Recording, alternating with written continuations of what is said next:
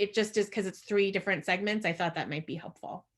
So the nuts and bolts of the budget process, I will say that I didn't know how much experience. I knew there would probably be a variety of experience on this webinar. So I kind of don't presume a whole lot of knowledge. So if you're like, I already know that, just know that, you know, it's kind of for everybody. And I started at kind of a more basic level. And there is advanced stuff. Don't worry, there's plenty of that in here too. So this is the makeup. This is the Joint Finance Committee.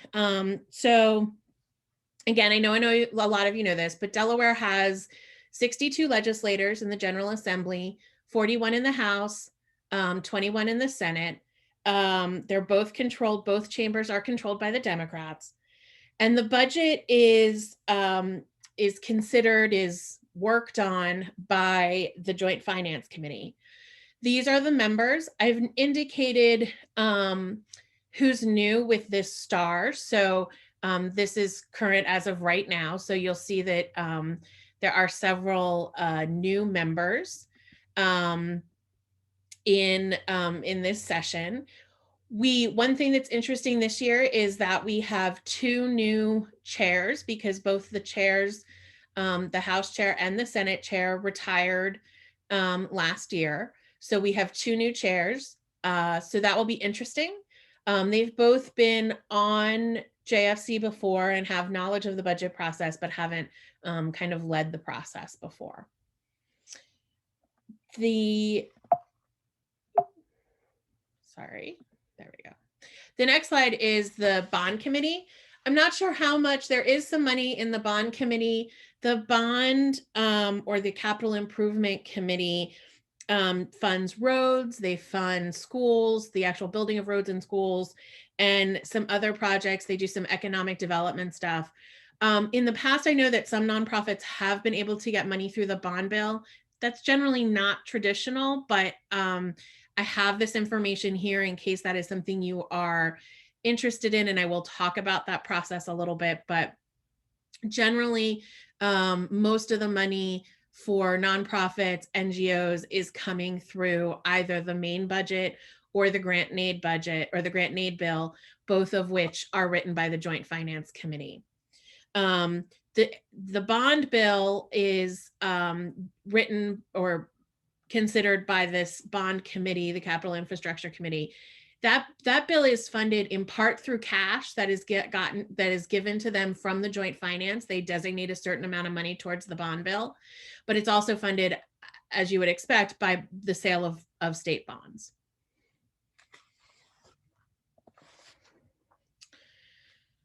So we've kind of discussed some of the people who are involved, those 2 committees, those 12 people that, or it's more than 12, but those 2 committees. These are the important dates. So these are 2021 dates. They are generally the same every year. There can be some differences. So July 1 is the first day of the fiscal year. And October 19th this year was the first DFAC.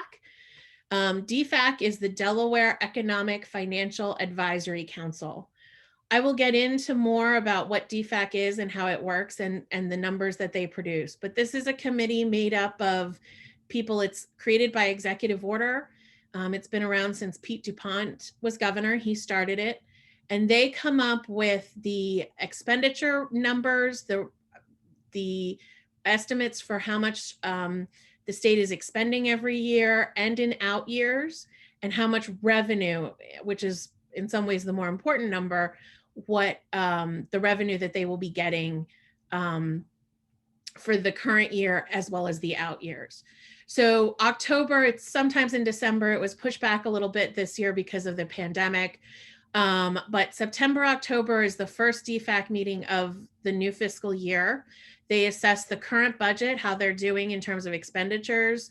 Are they basically on budget or not? And what the revenue is looking for the current year as well as what it might look like for the out year. November is kind of the next big date. That is when the Office of Management and Budget, which is the executive department, which actually writes the governor's recommended budget bill.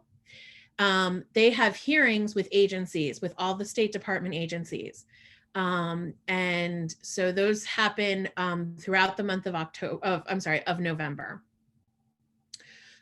December 21st this year was the second DFAC meeting. That's normal. They usually meet in just before the end of the year. And again, assess the current budget and revenue. This meeting is particularly important because that's the day, that's the number that the revenue will be set for the GRB, which is the governor's recommended budget. So the governor writes the budget bill, and that is the basis for what joint finance will consider. We are almost upon us. The governor will releases his budget the last legislative day in January, which is Thursday. This year it's the 29th. So in just under a week, he will release his budget. Then after he releases his budget, the joint finance takes that budget and they have their own hearings throughout the month of February and the first couple weeks of March with agencies to understand the budget, understand what they've requested and what's in the governor's recommended budget. That is during that period, the legislature will not meet as a whole. It's only the Joint Finance Committee that is meeting. Sometimes the bond committee has hearings too. They are a little bit, it's a little bit less certain, and you'll see in a couple bullets I have that. The bond committee meets to do the same thing, to go over with the agencies their bond requests. Those are generally much quicker meetings. For the most part, it's only a few agencies that actually have bond money or get bond money. And so, and because of the way that works, where they're not certain what their money is going to be until, joint finance has a little bit more certainty, they're generally meeting later in the year. So March 15th is the third DFAC meeting. That is a check-in meeting. It is after most of or all probably of the joint finance hearings. So it's basically a check-in to see where they are, how it's looking, are their estimates correct for both this year and the next year. Okay, so again, during that March, April, May time, there will be bond hearings.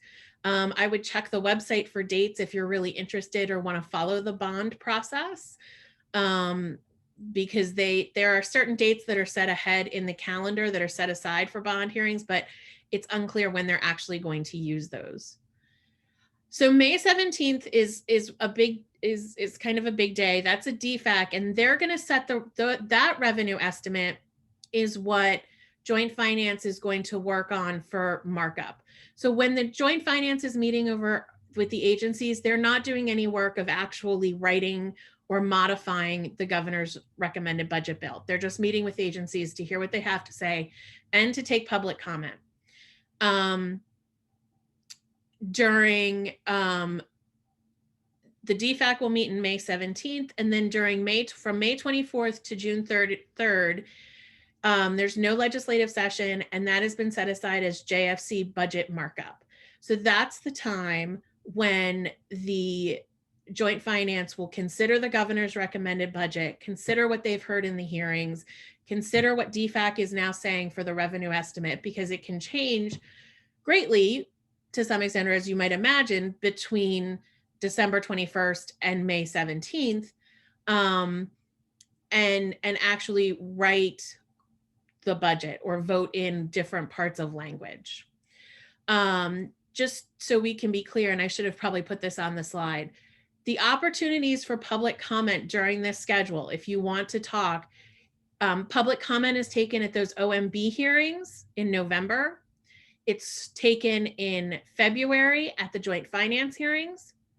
In the spring, when those bond hearings happen, there will be an opportunity for public comment, but that's it. The meetings that the joint finance or the bond committees have about marking up the bill are open to the public, but they do not take public comment at that time. And then the next date that I have is June 21st. that's a DFAC meeting. DFAC will set the final revenue number for next year's fiscal year.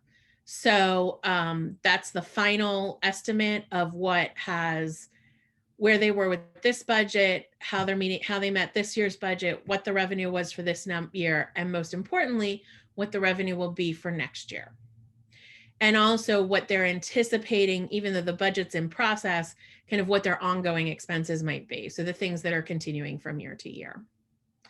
June 30th is the last day of the fiscal year. It's the last day of legislative session. By constitutional amendment, we have to have a balanced budget on June 30th, which really means by, sometime on July 1. We have to have a balanced budget, and then it starts all over again.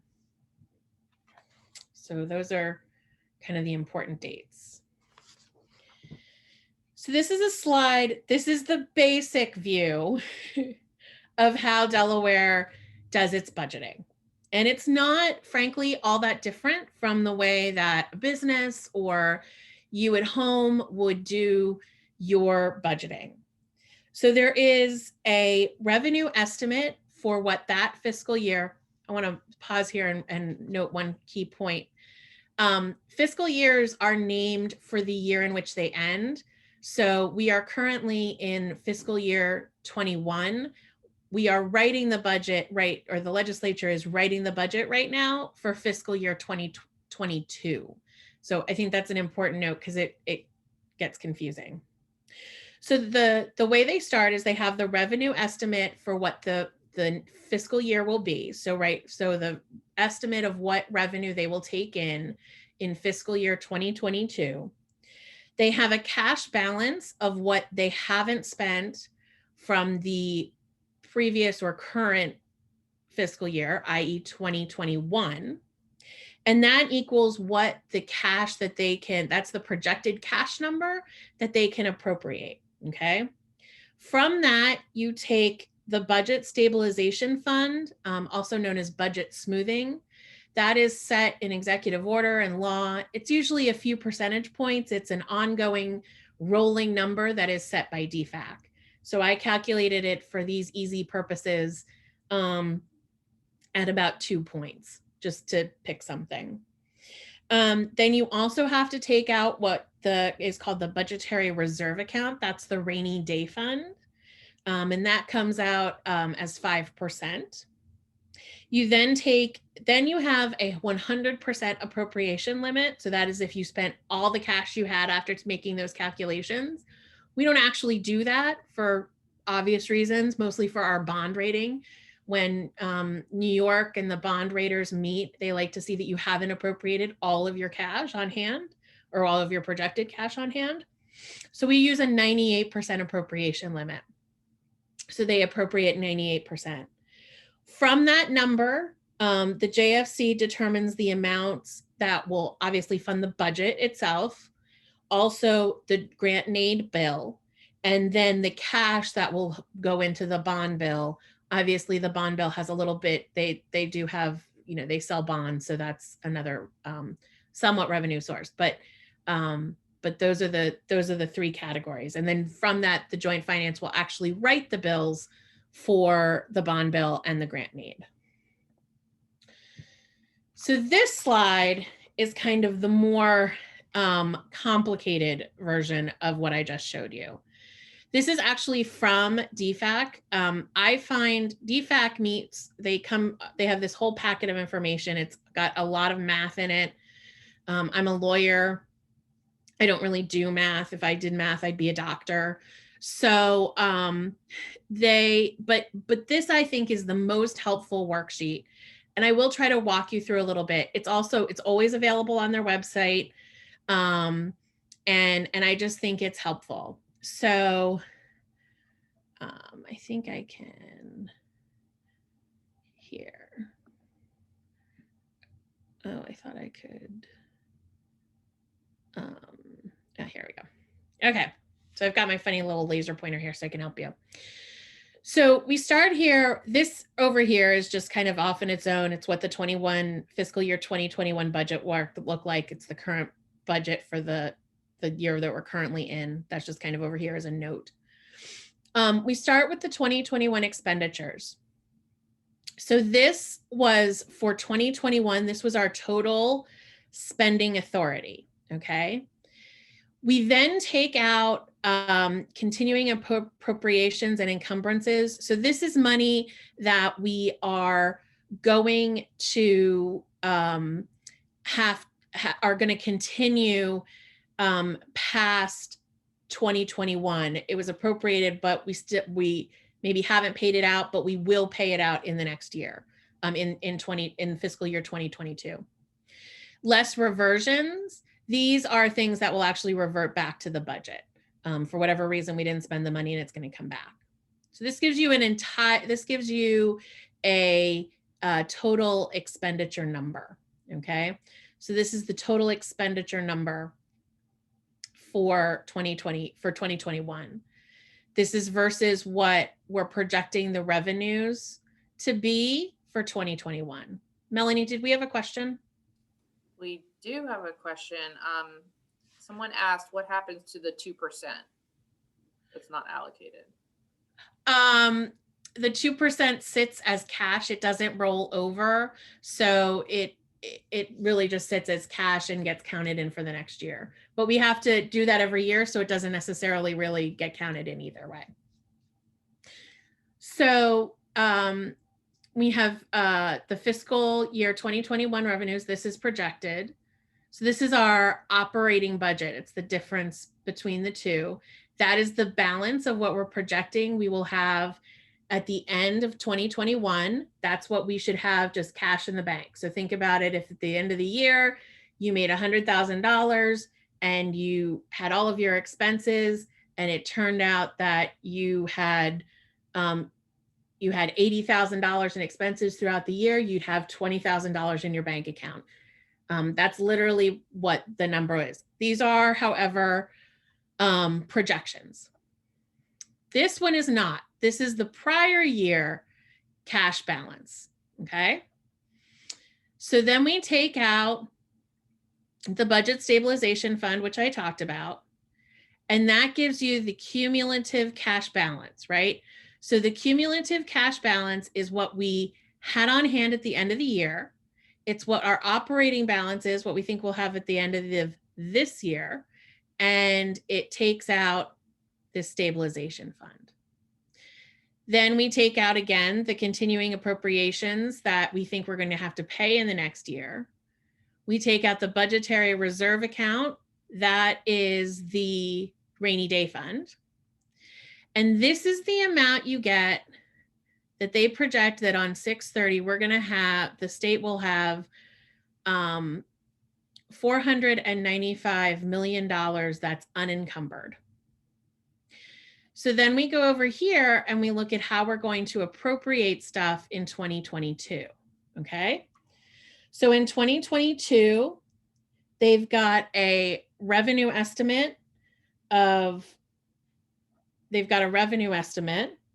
they've got an unencumbered cash balance. That's how much cash is going to be left over at the end of the year that isn't appropriated and is just in our bank account as of July 1, right? So this number, that's all the cash that they anticipate we will have to budget for for fiscal 2022. Obviously, we don't appropriate all of that. We only appropriate 98%.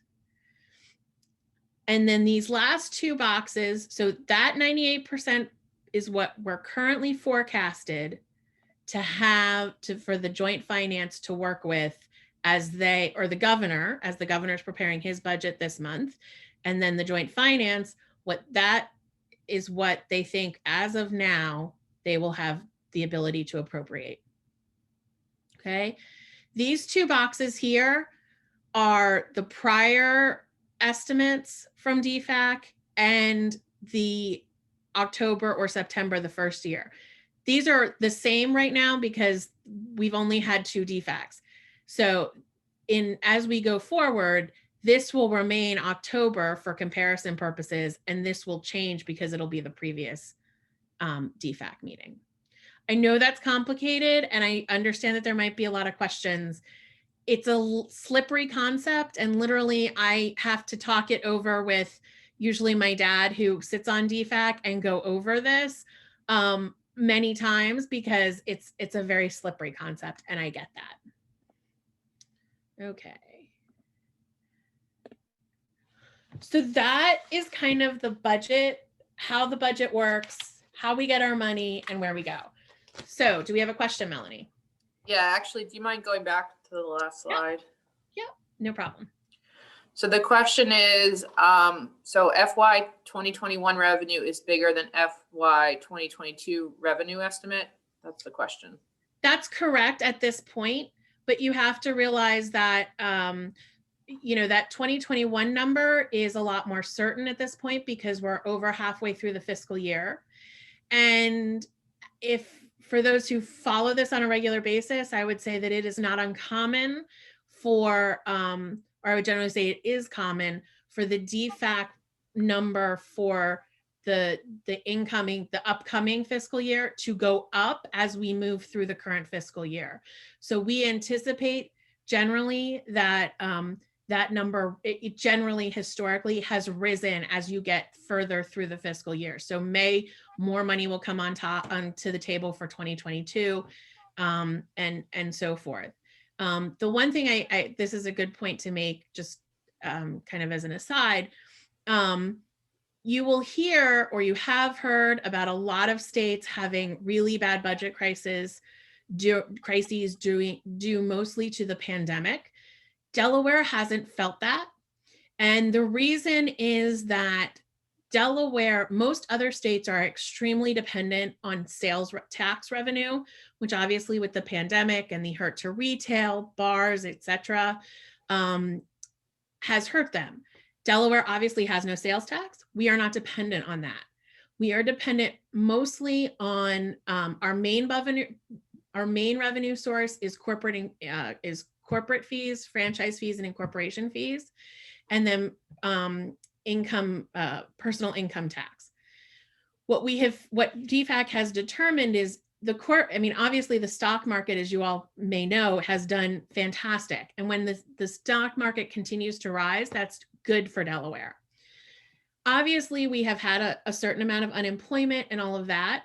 But for the most part, the jobs that have been impacted that have been, as if you're an NGO, I'm assuming, I think you've seen this, have been at the lower end of the scale. So not the people who are really paying high dollar personal income tax, your bank employees, your attorneys, your doctors, other people like that. So while personal income tax has taken some of a hit, it certainly hasn't taken as big of a hit as it could have. So that's one of the reasons why Delaware, even despite the pandemic, is still in a really good place. So we got two more related questions. First question is, does any of the money account for the CARES Act money? And the second question that I think is related, does that increase have to do with the federal COVID money, which I assume is the CARES Act money? Yeah, no. So these numbers are simply what the state is taking in and what it is expending. Where you would see some of that is really on the expenditure side, because, so for example, part of the CARES Act it increased the federal Medicaid match. So therefore the state share of Medicaid actually went down. So you would see that more on the expenditure side than you would on the income side. The same thing goes for if like a school district that that chose to use CARES money to buy laptops for every student, that was an expense. That was like a reimbursement. It was covering an expense. It wasn't really income money. Okay. All right. So great questions, guys. So let's talk budget advocacy. How do you influence what I've just described? So I'm a lawyer. I've gone to law school. I think the best way to understand this is in the actual way you would do it. It's not, I could sit here and explain it. I think that would be boring. So I created this hypothetical. This is a totally fictional hypothetical nonprofit that I've created. And I'm going to walk you through actually an advocacy plan for 2 years. I think that'll give you a pretty broad idea of how to do advocacy. And the way I envision this is that this nonprofit would show up on my doorstep wanting an advocacy plan basically from scratch. They don't really have any knowledge. They haven't really done anything. They need help, right? So this is Anna's House for Women. I will tell you it is named for my now dearly departed cat, who I lost this summer, but I've been doing this presentation for a while, so I continue to use it. So Anna's House is a Delaware nonprofit. They provide housing, unemployment counseling, and childcare for homeless and low-income women. They have 3 sites, Wilmington, Middletown, and Georgetown. And their state funding looks like this. They get $75,000 in grant and aid. They have a $70,000 a year contract with the Department of Labor for employment counseling and other related services. And since they do provide childcare, they also have purchase of care through the Department of Education for daycare. Okay. So this is where I would start. I'm going to start and I'm going to assess the contacts and resources that they have. Board members are a huge part of this. Okay. Who do their board members know? Who are their board members? What sectors are they active in? What legislators or staff members or simply important people who are on kind of the outside of the public policy world do they know? What are their big volunteers? Who is really active in their organizations? What kinds of contacts have they had in the past? Did somebody used to sit on their board that doesn't, but is still a big supporter? Do they receive any grant money? Who do they get those grant funds through? And what do those grant funders think of them? And what kind of relationships might their grants have? Assessing all those kinds of contacts is really important. I'm next going to think about, and maybe they have existing relationships with legislators as well. If they don't, I'm going to suggest that we make some of those contacts. Okay. So we're going to start with the districts in which their locations are, the legislative districts there where they have locations. Start with those. That's one. Depending on what, for Anna's House, is there somebody who is really engaged? And there are several legislators who are really engaged on women's issues. That's really important. So thinking about that, and then I'd set up some meetings with those legislators that we've targeted. Perhaps it's tours, perhaps it's meeting with clients, meeting the people that they're actually working with and talking to, or graduates of the program. That too can be really helpful. Have them meet and talk with legislators about the work that they're doing. Okay. So then in November, I would have them prepare a letter, preferably from the executive director and or the chair of the board for the OMB hearing, specifically because they are getting the labor contract. So I would have them send a letter regarding that. Purchase of care, possibly, but I'll get more into that in a minute. But because of that labor contract, you want to be there. You could also go and present testimony, but I find for OMB, just to not stress everybody out, that a letter is perfectly appropriate because it's going to the director of OMB and the director of the Comptroller General's office and probably the Secretary of Labor. Okay, so that's November. In January, the budget is going to come out. That's great. We're going to look at the budget. We're going to see in the governor's recommended budget how much money they've allocated for our contract, if we can determine that. We're going to see, what purchase of care looks like. Is there any type of increase in that? What does that look like? So we're going to make that assessment. In February, we're going to come up with a joint finance strategy. What does that mean? Well, we're going to testify at joint finance. We're going to come up with, 1 or 2 people who can testify. probably someone from the organization, again, the executive director or the chair of the board are good options. But then I'd also really like to have either a graduate, a former client, or a current client to come and speak. This, legislators want to hear from the people that they are impacting and that their decisions impact. And so I think that's really important. So I might have the speak at a couple different hearings. So first of all, you're going to want to speak at labor because of that labor contract and get somebody who's been through that program. And you might also have, if you've got a parent who's used the child care program, have them come for that education portion for the purchase of care. Okay. And then, those are kind of what the joint finance strategy would look like. Also during that, outside of the committee hearings and having testimony, making connections, continuing to engage with legislators that you've started having, tours with, meetings with. If any of them are on JFC, that would be really important. I would suggest that you maybe target a couple members of JFC to really talk to them about your organization and get them out for a tour. Senator Sokola was always known for, when he was sitting on bond and budget committees, that anybody who asked him would come, who got money in the budget or the bond, he would come out and see their program. I think that's a really good, and I would encourage you to offer that to anybody on JFC. So March through May, you're going to continue to do that kind of follow up. You might have events, you might have meetings. I know it's COVID. I'll get to that in a second. JFC, follow up, events, meetings with legislators. Maybe you go to Dover with some of your board members, some of your big volunteers, have meetings with them.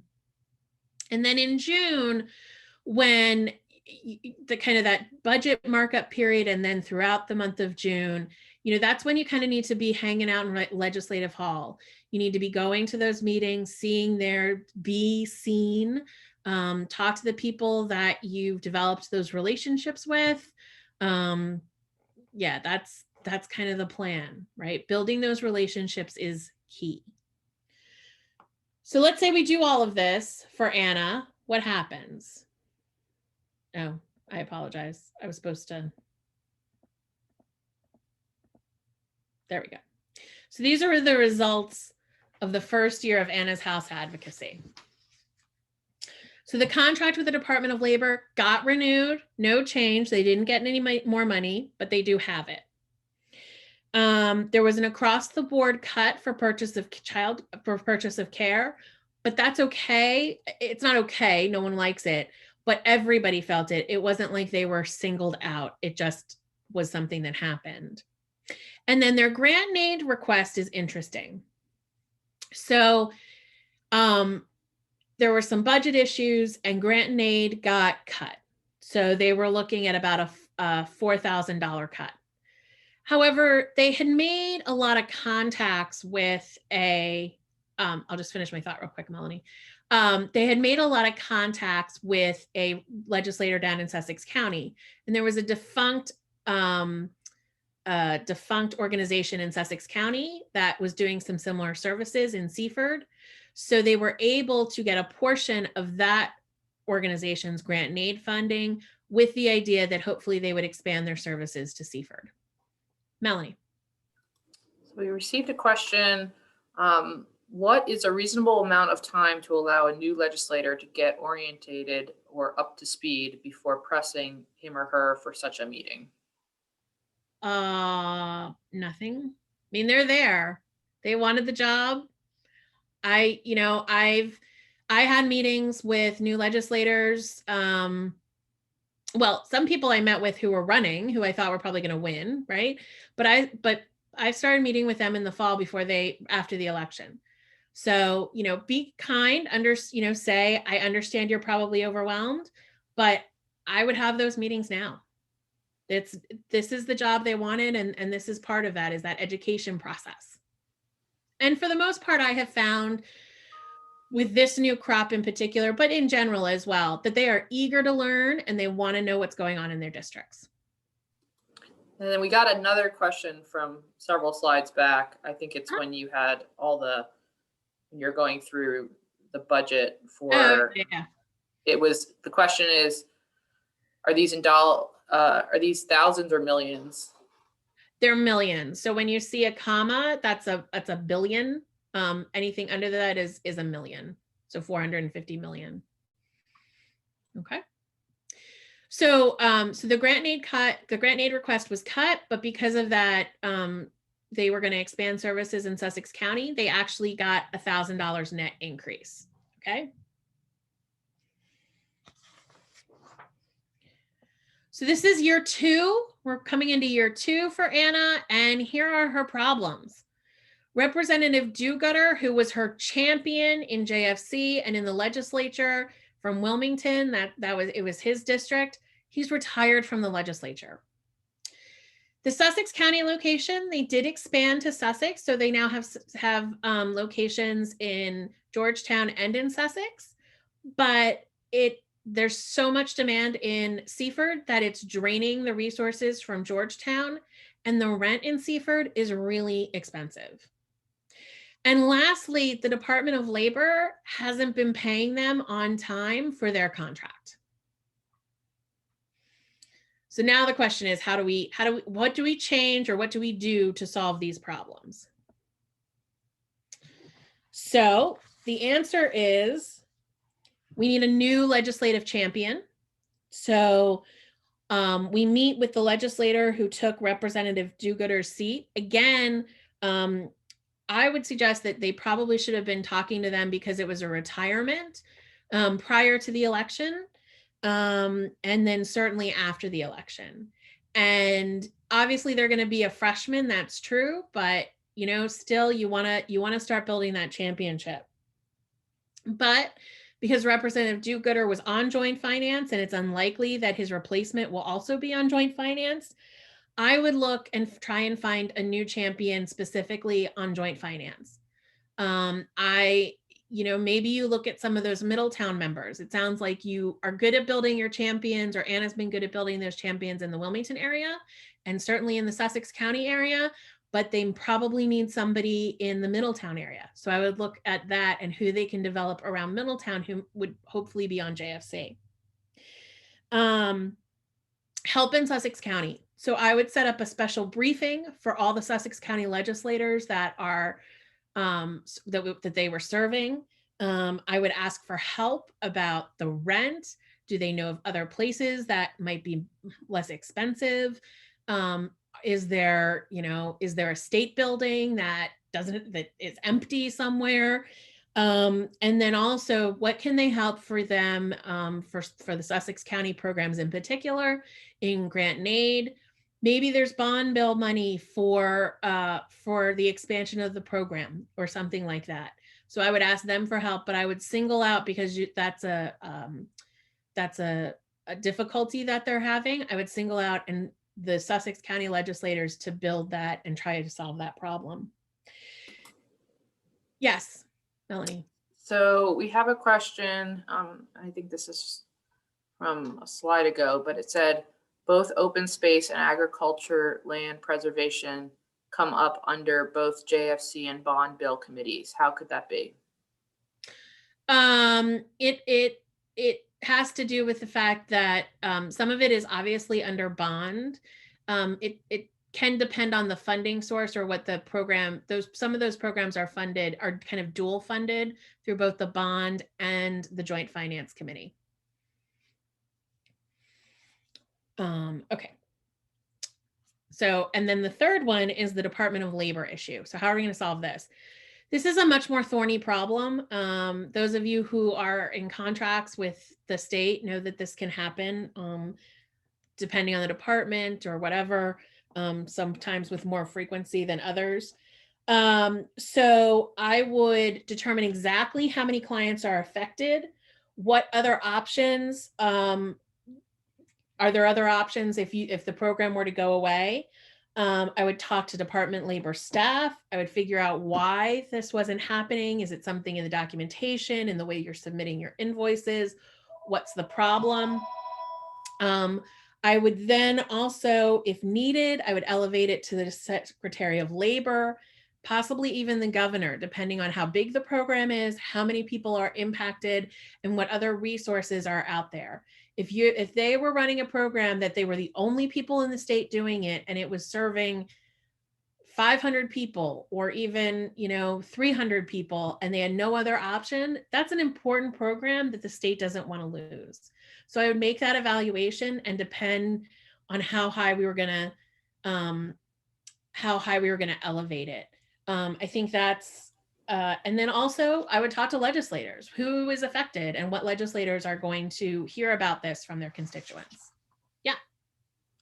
So I think we just want to reiterate, Rebecca, this is a hypothetical. This is not a, yes. All of this is hypothetical. All of this is hypothetical and all totally hypothetical. Yes.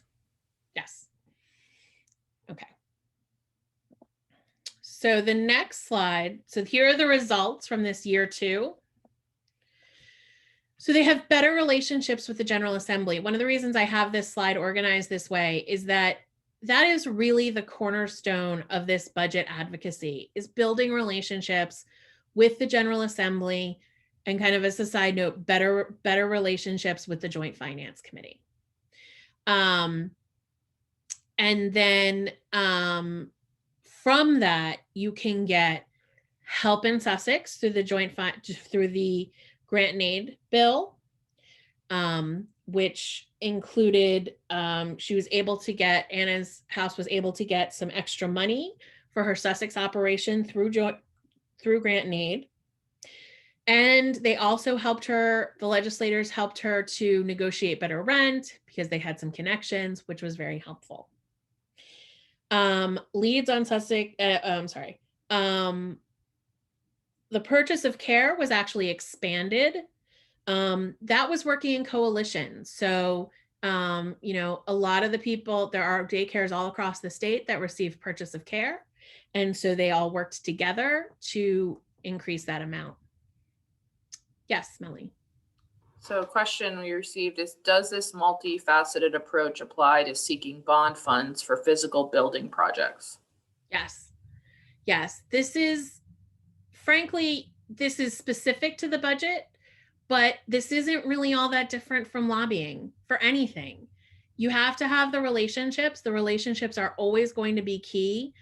The difference, to some extent, with budget, bond, or grant and aid funding is that you have to understand the time frame and the schedule a little bit, and where those entry points are for when you make your advocacy, or where you can, make testimony, where you can, what your options are. But really, it's about the relationships, and that's really what lobbying is all about, is making those relationships. So yes. And lastly, for the hypothetical, she got leads. I'm trying to think. Oh, the Department of Labor is still kind of a question mark for her. She doesn't know what's going to happen there, but everybody is aware of the issue. And so I think she's got some leads on how to fix that. While that is sort of related to the budget process, that's also sort of outside the budget process. So, because it's them, because it's getting money from the state that's already appropriated. So it's a little bit outside, but the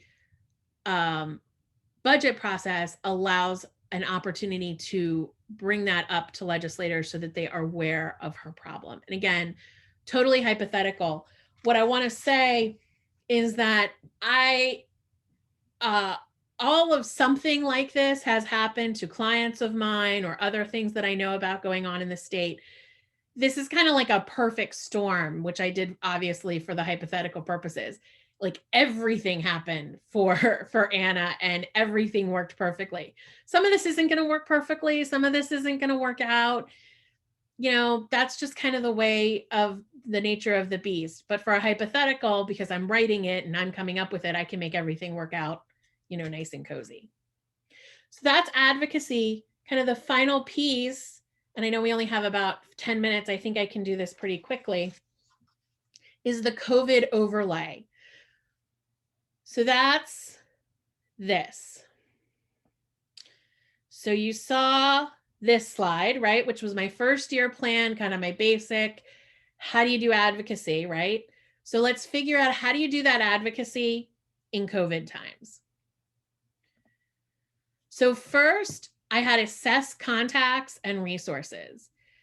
This is mostly unchanged, but you want to make sure you have cell numbers. You want to know you have email addresses, other ways to get in touch. For those of you who are around Legislative Hall, you know, so much of it is, hey, so-and-so is walking down the hall, you see them, a senator or a representative, hey, can I talk to you for 5 minutes? That doesn't happen anymore right now. So you're going to have to make those proactive contacts and things like that. So again, it's mostly unchanged. You still need to assess those contacts, make those resources, evaluate them, evaluate your contacts and the resources that you have, but you also want to make sure that you have cell numbers and other ways to get in contact with them. Second one, I have meetings and tours with legislators. So this is all virtual, but there are some opportunities here, okay? Because it's all virtual, you know, I think schedules are a little bit easier. They don't have to figure in travel time. Also, you hope, you know, if you want clients involved or former clients or, you know, other people, experts even, you know, this is a way to bring those people in where you might not have had that opportunity when you're actually doing a face-to-face meeting. I would encourage you, when you think through this, think broadly, think creatively. Who is somebody that I, you know, maybe couldn't have gotten to a meeting with a legislator if I had to do it in person, but now I can. You know, maybe it's the mom who couldn't ever manage to get to Dover, or dad who couldn't ever manage to get to Dover, but, you know, they're willing to spend 30 minutes on the phone with the legislator if they can just call them, and that, or do a Zoom. You know, I would think more broadly about that. So, you know, I think there are some, it's difficult. I'm not going to tell you it's not, but I think there are some opportunities here as well. So I have prepare letters. Oh, yes, Melanie. So question, what about when organizations working together are seeking increased funding for certain budget line items? Example, early childhood education. Yeah, so early childhood is something that I'm involved in as well, on my as a lobbyist. And yeah, there's a great coalition. I think that's extremely helpful. If you can get other organizations together to work on an issue. Obviously, they worked on purchase of care, which was in my example, but there are other examples of that. That goes a long way. You know, if you can get you know, 3, 4, 5 daycares that are all within one legislator's district to say, you know, here, we want to have this meeting with you, you know, that saves everybody time and it gets your message out there and it makes you see that you're a united front. So in November, I have prepare letters for OMB. Well, the hearings are now online, which again, has a pros and cons because we can all watch them from our homes. So you don't have to go to Dover anymore.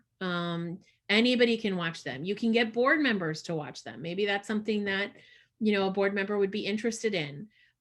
You can sign up to give testimony instead of writing a letter, and you don't have to go to Dover to do that. So, you know, those are some interesting, you know, again, one of the ways COVID is making things just a little bit more accessible. January hasn't changed. We're still going to assess the governor's recommended budget when it comes out next week. That's going to happen. There's going to be a budget address where he will make highlights, a state of the state earlier in the week on Tuesday, also virtual. So again, you know, you can watch and listen from wherever you are and really have access to all this information. So your joint finance strategy. So this is all virtual again. And in some ways, again, this is better because you have more access. You know, the the client who couldn't come for a 2:30 hearing and wait all day to see if he would get public comment can, sign up for public comment, do other things, and get on Zoom. Hopefully that's a little bit more convenient. The downside is that you're not in the room. The legislators don't see your face. They don't say, oh, you're Mary from so-and-so agency. I remember I was at your facility in April last year. That just doesn't happen. So that's kind of the downside. I think that's the biggest problem with COVID is that we're having to remind people who we are, as opposed to them seeing our faces in Legislative Hall or at very committee meetings or other meetings in the community. The other thing I will say when we talk about meetings and tours with legislators, which I forgot, is that I really think, and this goes to the question earlier about meeting with legislators, I really think that legislators want to hear from their constituents and they want to be involved in the community. And so they too are struggling in the sense that they can't go to community meetings. They can't go on tours of organizations in their district. So maybe so they're wanting that contact too. Don't feel like you're always asking them for something, because they want to know what's going on in their districts and in their communities as well. So March and May, I don't know what this is going to look like, because I don't know where we're going to be with the vaccine. I don't know if by this point some things will be able to happen in person. Otherwise it's all virtual as still. Maybe there are more things in person. It's also going to be warmer, so maybe you could have a lunch or an outdoor event that would bring people in and legislators in to see your facility or see what you're doing. So I don't know exactly what that looks like. It could look the same as it does, right now. It could look different. I would always try to be, I've encouraged kind of everyone I know in my church and everywhere to think creatively and innovative. How can we kind of take advantage or use the pandemic and the fact that so many things are virtual or we're outside to our advantage? Yes. So I was just going to wrap it up, Rebecca, if you're done. Oh, yeah, I do. I have one more, which Sure. is the same thing about being virtual regulars in Legislative Hall. So it's most likely to be all virtual still at this point. Again, that has pros and cons, but you're not going to get to see each other. The one thing I will add is that if you are all in Legislative Hall, if we are in Legislative Hall, or when we are in Legislative Hall again, I think working with each other within the nonprofit community so that you don't have to be there every day is really helpful. And that's something that you all can offer each other.